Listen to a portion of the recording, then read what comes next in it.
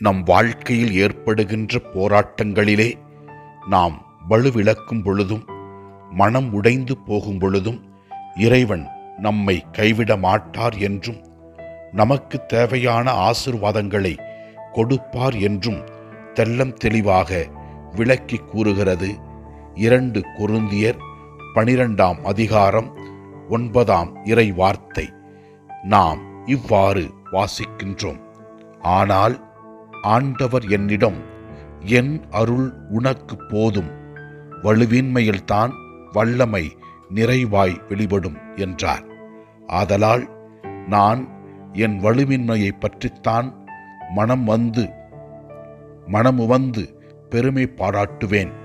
அப்போது கிறிஸ்துவின் வல்லமை என்னுள் தங்கும் என்று கூறுகிறது. இறைவா, பல வேளைகளிலே நாங்கள் மனம் உடைந்து போகிறோம்.